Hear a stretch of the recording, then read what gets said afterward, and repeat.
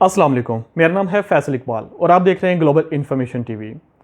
बैरून मुमालिक नौजवानों का बढ़ता हुआ रुझान इस बात का सबूत है कि बेहतर मुस्तकबिल की तलाश में दूसरे मालिक जाना उनकी ख्वाहिश के साथ साथ उनकी मजबूरी भी है। तो जहाँ लोगों का रुझान ज़्यादा होता है तो वहाँ ऐसे लोग भी शामिल हो जाते हैं जो दूसरे नौजवानों की ख्वाहिशात को उनकी कमज़ोरी समझते हुए उनके जज्बात से फ़ायदा उठाते हैं। जी हाँ, हम बात कर रहे हैं उन वीज़ा एजेंटों का जो एक माफिया बन चुका है, जो मासूम लोगों को लूटने के लिए वीज़ा के नाम पर मुख्तलिफ हथकंडों का इस्तेमाल करते हैं। तो होता कुछ यूँ है कि ये जो फ्रॉड एजेंट माफिया है, इन्होंने मार्केट में ऐसे हथकंडे इस्तेमाल करते हुए लोगों को लूटने का एक नया प्रोपोगंडा जो है वो इस्तेमाल किया हुआ है कि अगर आप किसी एजेंट के पास जाते हैं, ठीक है, तो आप बड़े मुतासर होते हैं जाके कि भाई वो आपको एक बड़ी यूनिक सी ऑफ़र जो है वो आपको देगा। वो बोलेगा कि भाई इतने में वीज़ा मिलेगा आप लोगों को। जी हाँ, उन्हीं हथकंडों में से एक वीज़ा फ्रॉड आप लोगों के साथ शेयर करने जा रहा हूँ। जैसे कि लगा लें, वो आपसे डील डन करता है कि 14 लाख रुपए में हम आपके बंदे को वर्क परमिट पर दूसरे मुल्क में भेज देंगे। जैसे आप क्रोशिया लगा लें या रोमानिया लगा लें, जो फ़िलहाल यूरोप में शामिल हो चुके हैं। तो इस तरह के कंट्री को यूज़ करते हुए वो अवाम में एक जुस्तजू फैला देते हैं, सनसनीखेज़ अफवाहें जो फैला देते हैं कि रोमानिया आप वर्क परमिट पे जाते हैं तो आपको शेंजन वीज़ा मिल जाएगा, आप यूरोप की तमाम स्टेट्स को घूम सकते हैं, देख सकते हैं, जा सकते हैं आप वहाँ पे। तो आप मुतासर हो जाते हैं। तो डील डन हो जाती है तकरीबन 12 लाख में, 14 लाख में, 16 लाख में, जितने भी आपकी डील आपके एजेंट के साथ डन हो जाती है वर्क परमिट को लेकर। तो वो आपसे बोलता है कि आपने कुछ अमाउंट जो है वो एडवांस हमको जमा करवानी है।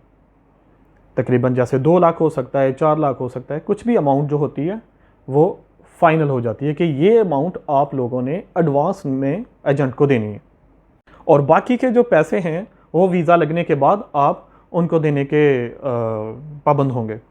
फिर उसके बाद होता कुछ यूँ है कि आप उससे मुतमिन हो जाते हैं, ठीक है। वो आपको बड़ी सारी गारंटी देता है कि भाई 6 माह बाद आप 3 माह के बाद आपको वीज़ा मिल जाएगा, ठीक है। 3 माह बाद आपका वर्क परमिट आ जाएगा। आप अपने डॉक्यूमेंट्स को, अपनी फ़ाइल को साथ लेकर जो हम तैयार करके आपको देंगे, आपने एम्बेसी में जमा करवा देनी है और एम्बेसी तकरीबन 28 से 30 दिन देती है, वर्किंग डेज जो है, तो आपका वीज़ा लग जाएगा और बाकी के जो पैसे हैं आपने वीज़ा लगने के बाद देने हैं। फिर जो एजेंट होते हैं, आपने जो एक अमाउंट 2 लाख की शक्ल में या 4 लाख की शक्ल में एडवांस उनको पे की होती है, तो वो अमाउंट वो अपने सेविंग अकाउंट में डाल देते हैं। वो अमाउंट उनके सेविंग अकाउंट में चली जाएगी, तो वो अमाउंट हर मंथ उनको एक हैंडसम जो है मुनाफा उनको देती रहेगी। उनके पास एक आपकी अमाउंट का मुनाफा हर मंथ उनको आएगा। तो 3 माह के बाद जब आप उनका ऑफिस विज़िट करेंगे तो आप अपने वीज़े के मतलब पूछेंगे कि सर हमारा वर्क परमिट जो है वो आ चुका है, क्योंकि 3 माह तो पूरे हो चुके हैं, आपसे बात हुई थी 3 माह की। तो वो आपको बोलेगा कि सर ऐसा है कि हमने एक कंपनी में आपके पेपर्स जो थे वो जमा करवाए थे, लेकिन वहाँ से रिजेक्ट हो गए। हमने आपके पेपर, आपका वर्क परमिट दूसरी कंपनी में अप्लाई किया है, तो तकरीबन 1 महीने के अंदर अंदर आपका परमिट आ जाएगा। आप बेफिक्र हो जाएं, आप अपने घर जाएं, ठीक है। आप मुतमिन हो जाते हैं, आप फिर अपने घर चले जाते हैं। फिर महीने के बाद आप दोबारा जब ऑफिस विज़िट करते हैं, आप उनके ऑफिस में जाते हैं, तो फिर आप उनसे पूछते हैं, तो वो फिर आपको एक नई कहानी सुनाएगा। तो वो तब तक आप लोगों को कहानियाँ सुनाता रहेगा और आपसे टाइम मांगता रहेगा जब तक आप इश्तियाल अंगेज़ नहीं हो जाते, गुस्से में नहीं आ जाते, तब तक वो आपको कहानी सुनाता जाएगा। क्योंकि आपकी जो अमाउंट है वो उनके अकाउंट में पड़ी हुई है, सेविंग अकाउंट में आपकी अमाउंट पड़ी हुई है जो उनको हर महीने मुनाफा दे रही है, ठीक है। तो उनका ये चक्कर होता है कि जब तक हम इस बंदे को गेम कराते रहेंगे, हमें हर मंथ मुनाफा आता रहेगा। जब ये बंदा ज़्यादा गुस्से में आएगा तो हम इनके पैसे वापस कर देंगे, कहेंगे कि आपका वीज़ा नहीं लगा, सॉरी हमने बहुत कोशिश की है, लेकिन कुछ इश्यूज़ आ रहे हैं, कुछ प्रॉब्लम आ रहे हैं, लेकिन आप इंतज़ार नहीं कर रहे हैं, ठीक है। अगर आप इंतज़ार नहीं कर सकते तो ठीक है, ये आप अपने पैसे ले लें।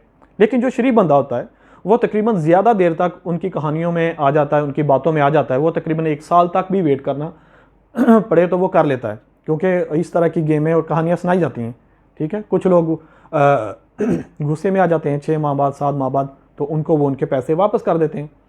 तो जो बंदे आसानी से उनकी बातों में आ जाते हैं तो उनको तकरीबन 1 साल तक भी गेम करवाई जा सकती है। तो इस दौरान होता क्या है कि उनके पास किसी एक बंदे के पैसे नहीं होते।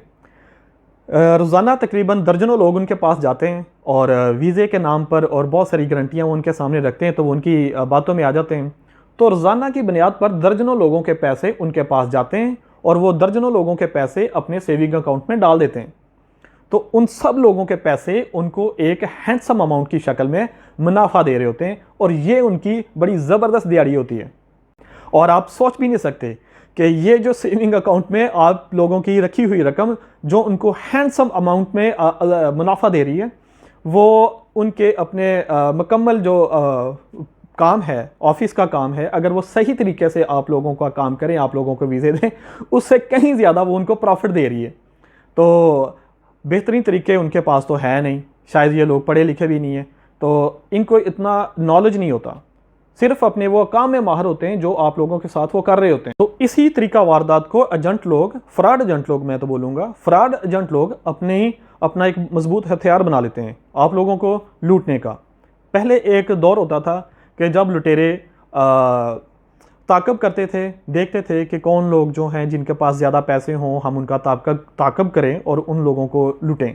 लेकिन आज जदीद दौर आ चुका है, वो इस तरह की सनसनीखेज़ वीज़ा के मतलब अफवाहें फैला देते हैं कि आप खुद उन लुटेरों के पास चले जाते हैं और उनको आप हैवी अमाउंट दे देते हैं और इस तरह से वो आप लोगों को लूटते हैं। ठीक है, आजकल लोग जो चोर हैं या लुटेरे हैं वो आप लोगों को इस सूरत में लूट रहे हैं कि आप खुद उनको अपने पैसे देने जाते हैं।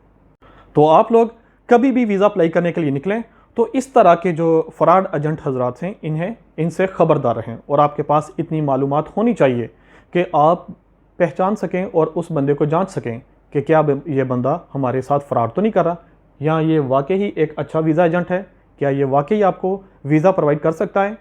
आपको एक सीक्वेंस पता होना चाहिए, आपके पास इतनी मालूमात जो है वो होनी चाहिए कि आप इस चीज़ को देख सकें।